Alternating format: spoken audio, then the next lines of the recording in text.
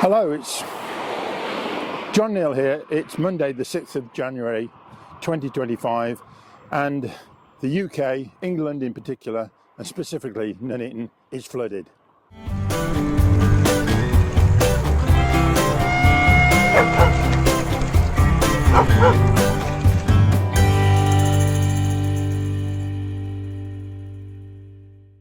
It's time for me to get out and about and see what's going on. Here you can see the flood defence system is maxed out almost. Is that a little bird or is it a log? It's a log. I thought it was a duck. No. But I say maxed out, it's not completely full, but it's very close. And this is carrying the excess water around the town centre and then redepositing it back in the Anker River, the other side of town, at Sandon Fields, which is where I'm going to go now. Well, I've pulled in next to Weddington chip shop and coming over the bridge which goes over the River Anker near the Rugby club. Let's have a look at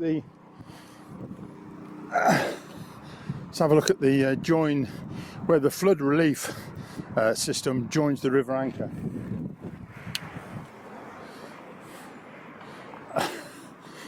And you can see over here, it really is right to the top of that little tunnel that goes under the road.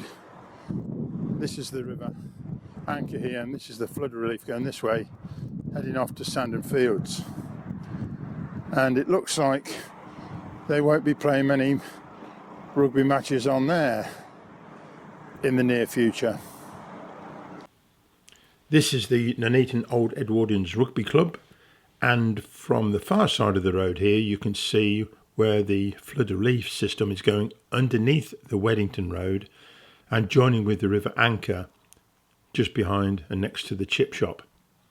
The full river then, with all its water back together, then goes around the back of the rugby club, and you can see the field is, well, it's pretty well flooded, and I can see somebody at the far end trying desperately to pump the water off the field and into the river.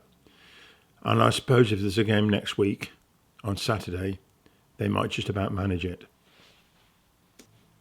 Now swinging round, we're at the far end of the rugby field, looking back towards the clubhouse on the left and the cricket field on the right.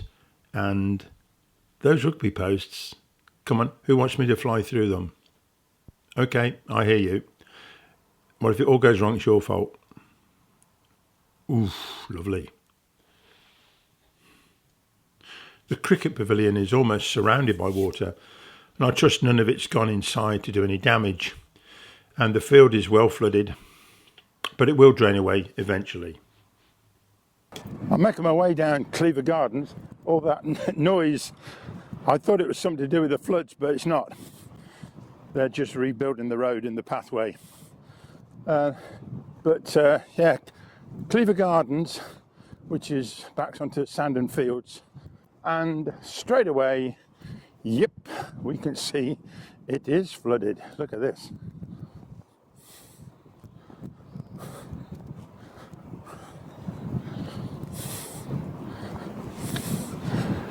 It was this time last year in January, early January, and I noticed this morning, I didn't quite cotton on what was going on.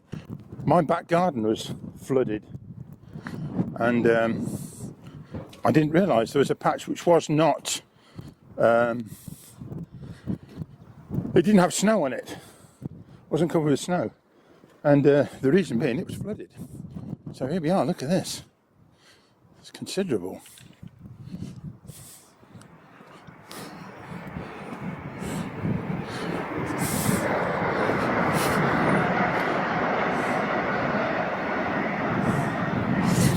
How long have you lived here then?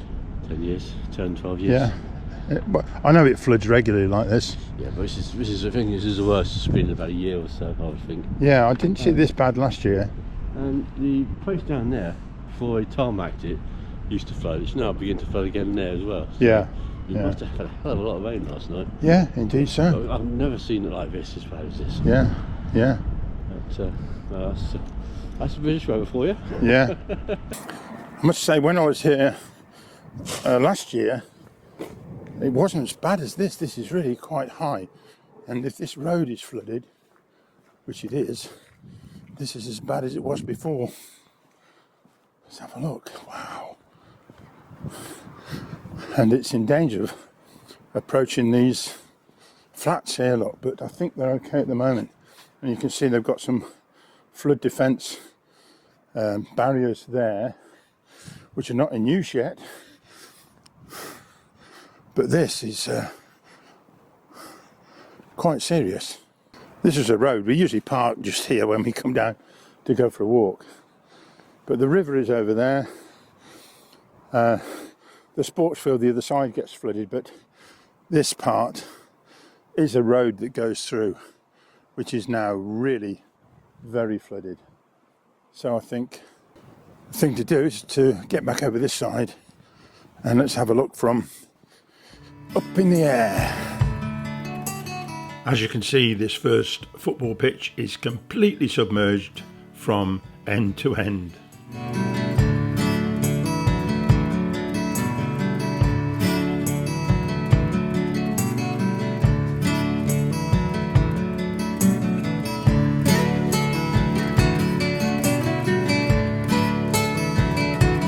And just make out the route of the river, but there's so much water about, it's not easy to see. But as the river turns here towards the right, then this whole floodplain really does its job and contains a lot of the overflow and keeps it safe and away from all the houses.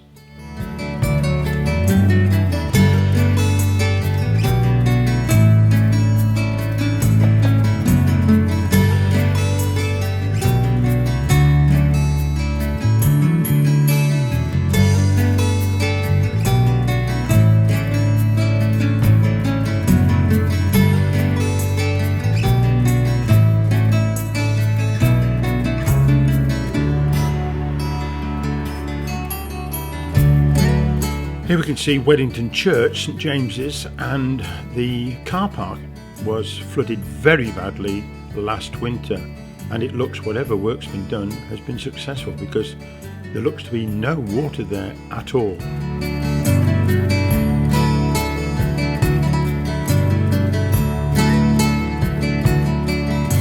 Now we've turned round and are heading back towards Cleav Gardens, and you can really see the extent of the flooding that's taken place.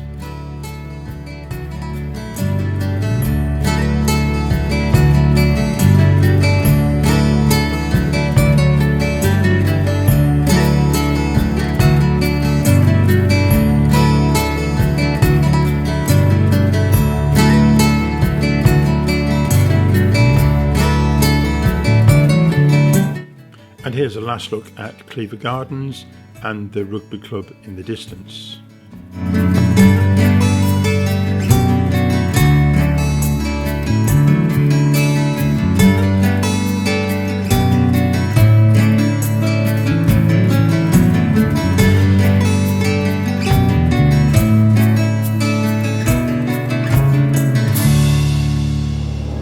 Well, there we go. This is flooded a lot more than I could remember from last year. Yeah, right up on the road here. So I certainly hope that nobody in Cleav Gardens here has got any water in their flats. And there are some defences. They seem to be okay. Oh, I can see over there, look in front of that white car, there is some barriers in there. So I trust they're doing their job. But in some ways it's quite pretty. And now the sun's out as well. This is wonderful. But it's a serious business. And I think the flood relief system seems to do its job. But of course it's all come together here. So all the water that's coming down the Anker is here now. Yeah, quite a spectacle really.